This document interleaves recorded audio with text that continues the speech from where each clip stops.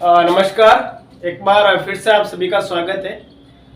और देखिए, इस चैनल के माध्यम से हम अमूमन राजस्थान का इतिहास, कला, संस्कृति, साहित्य, परंपरा, विरासत, ये चीज़ें पढ़ते हैं। लेकिन आज की क्लास में हम वर्तमान का जो एक ज्वलंत मुद्दा है वो पढ़ेंगे। और जैसे आप सभी को पता है कि 25 नवंबर के दिन राजस्थान में विधानसभा चुनाव होने वाले हैं और उन चुनाव को लेकर ही हम आज का टॉपिक पढ़ेंगे। ठीक है।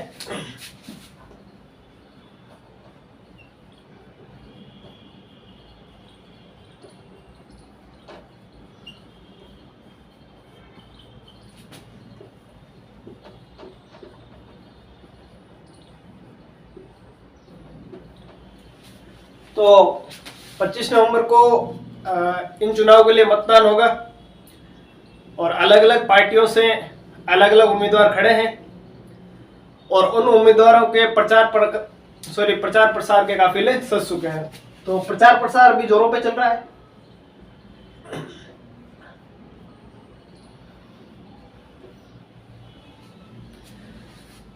जो नेता पिछले 5 सालों में आपके गांव के नजदीक से नहीं गुजरे या आपके गांव में कभी रुके नहीं, वो भी इतनी बड़ी बड़ी रैलियां लेके आपके गांव में आ रहे हैं और आपके गांव में वोट मांग रहे हैं और आपके या जो गांव के जो बूढ़े बुजुर्ग हैं उनसे इतने बड़े बड़े हाथ जोड़ के आशीर्वाद ले रहे हैं। हो सकता है वो राजनीति इतने भ्रष्ट हो कि अपने माता पिता के भी पैर नहीं छूते होंगे और वो आज गांव के युवाओं से मिल रहे हैं, उनके साथ सेल्फी ले रहे हैं, अपलोड कर रहे हैं। ठीक है। लेकिन हमें इन गतिविधियों से बचना है। और कैसे बचना है, देखिए मैं बताता हूं आपको। पहली चीज की, वोट किसको दे।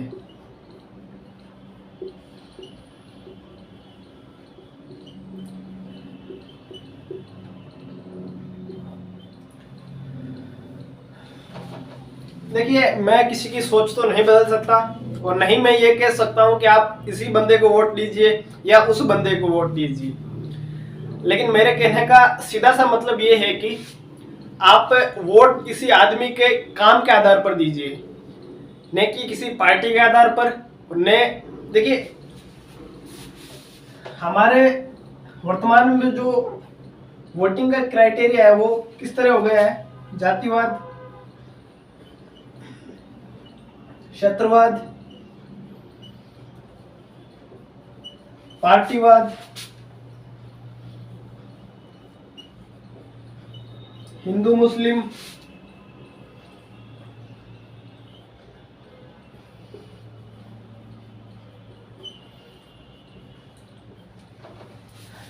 तो ये चीजें हमारी वोटिंग का क्राइटेरिया है।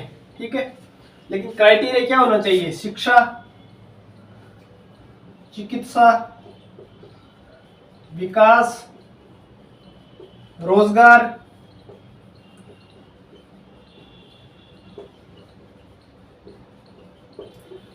तो देखिए ये जो चीजें हैं वो हमारे वोटिंग का क्राइटेरिया होना चाहिए कि हम इन चीजों के आधार पर किसी व्यक्ति को वोट दें, ना कि इन चीजों के आधार पर कि कोई बंदा खड़ा है किसी पार्टी में, अगर हमारी जाति का है तो हम उसको वोट देंगे, हमारे क्षेत्र का है तो हम उसको वोट दे देंगे, या हम किसी पार्टी के कट्टर समर्थक है तो उसको वोट दे दे।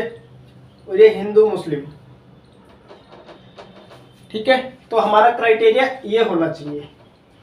देखिए, अगर कोई बंदा आपके गांव में वोट मांगने आ रहा है और वो बड़े बड़े वादे कर रहा है कि हम ये करेंगे वो करेंगे, तो आप बेशक उसको वोट मत दीजिए। आप वोट उसको दीजिए कि किसने क्या किया है, किसने क्या किया है।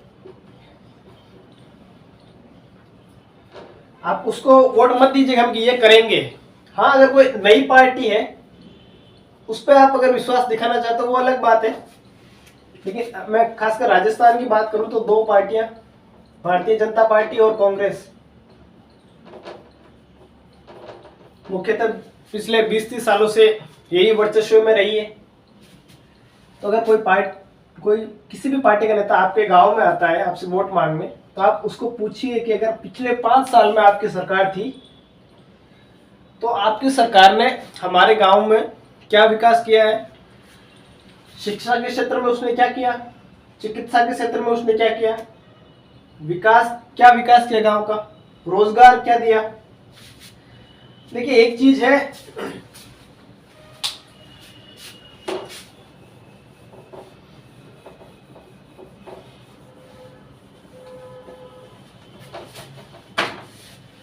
मुफ्त या फ्री,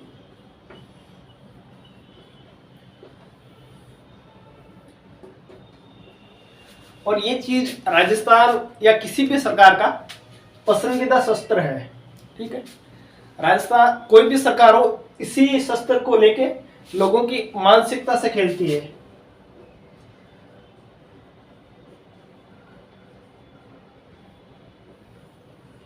देखिए अगर ज्यादा कोई पढ़े लिखे युवा है, एकदम शिक्षित है, एजुकेटेड है, वो तो किसी परीक्षा की तैयारी कर रहे होंगे, तो उनके पास तो टाइम है नहीं राजनीतिक गतिविधियों में लिप्त होने का। तो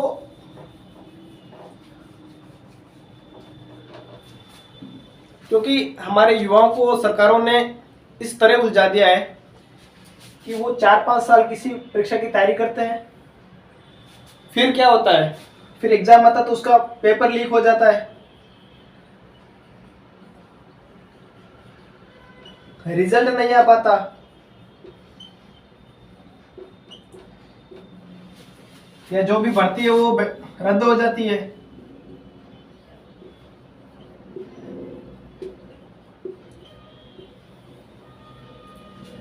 तो ये जो मुफ्त की चीजें सरकार देती है वो व्यक्ति की मानसिकता को प्रभावित करेगी। देखिए आप मुफ्त की चीजें देने के बजाय आप बंदों को रोजगार दीजिए। बंदा अगर 2 पैसे कमा के खुद की चीज लाएगा तो वो बेटर उसकी केयर करेगा, उसका स्वाभिमान बढ़ेगा, उसका कॉन्फिडेंस बढ़ेगा। ठीक है, तो पहली बात, वोट हमें उसी को देना है जिसने पिछले सालों में कार्य किया हो, ना कि हम ये कार्य करेंगे। अगर कोई राजनेता आपके गांव में आता है तो उससे आप पूछिए कि भैया आप पिछले 5 सालों में कितनी बार हमारे गांव में आए हो। ठीक है, अगर पिछली बार भी उन्हीं की सरकार रही है तो।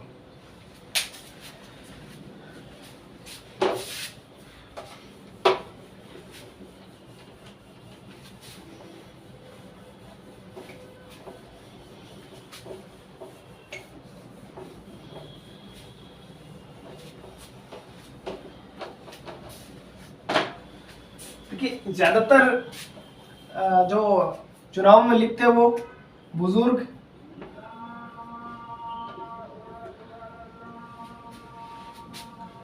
महिलाएं,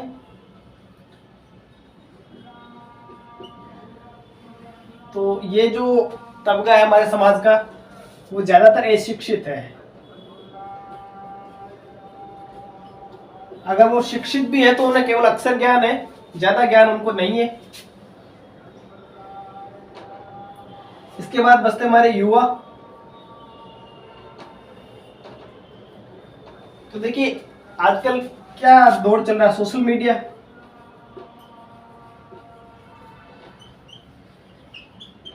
तो कोई भी किसी भी पार्टी का प्रत्याशी, उसके साथ पोस्ट वायरल कर दी,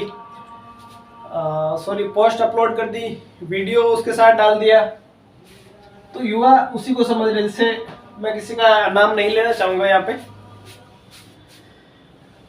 और एक कृषि या किसान, इस चीज से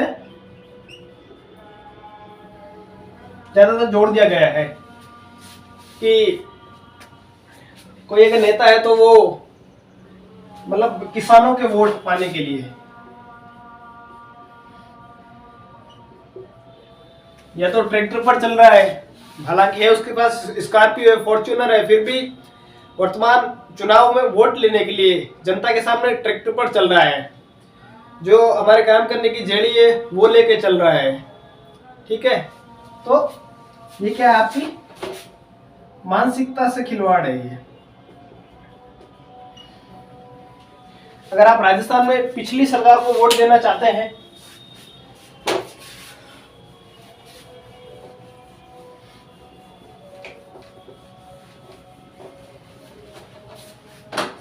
तो उससे पूछिए कि जो पेपर लीक है उसका क्या हुआ?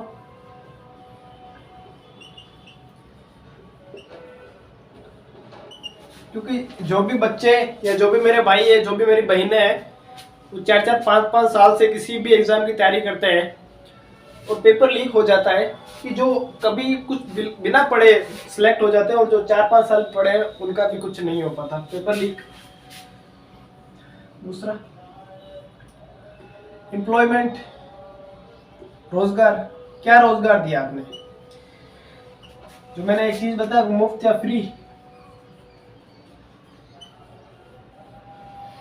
देखिए, या तो जब चुनाव आ रहे हैं तो सरकार फ्री की चीजें बांटती है, या नई नई सरकार बनी है तो, या तो सरकार नई बनी हो,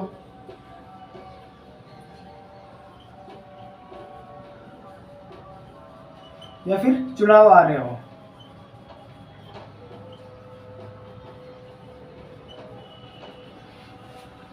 पेपर लीक, एम्प्लॉयमेंट, आप दो चीजें जो युवाओं के भविष्य से जुड़ी है।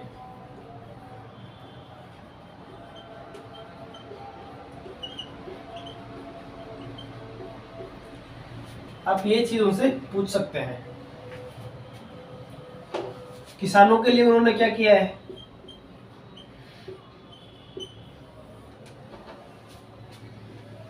तो हमें अपनी समझ सूझबूझ का परिचय देते हुए पिछले सालों की जो सरकारें हैं उनके कार्य का निरीक्षण करते हुए हमें पता करना है कि कौन सी सरकार ने हमारे गांव में क्या काम किया है, उसी के आधार पर हमें वोट देना है। हमें कट्टरता नहीं बरतनी है कि कोई आदमी कह देता है कि भाई मैं तो कट्टर बीजेपी का हूं, आप किसी कठपुतली भी यहाँ पे रख दो, ठीक है, फिर भी मैं बीजेपी को वोट दूंगा या कांग्रेस को वोट दूंगा। तो हमें वो कट्टरता नहीं बरतनी है। और नहीं हमें जातिवाद, क्षेत्रवाद बरतना है कि भाई ये आदमी अगर मुझको जानता है या मेरा विकास करवा सकता है या नहीं करवा सकता, अगर मेरी जाति का आदमी है तो मैं इसी को वोट दूंगा, ये भी नहीं होना चाहिए। जैसे एक्स पार्टी है और इससे मेरे संबंध अच्छे या मेरी जान पहचान का, तो मेरा काम तो हो जाएगा, मेरा काम हो गया। लेकिन कोई दूसरा बंदा जा रहा है, उसका काम अगर नहीं हो रहा तो देखिए सरकार के लिए तो दोनों बंदे निष्पक्ष होने चाहिए, लेकिन अगर नहीं हो रहा तो ये किसकी लोकतंत्र की अवहेलना है।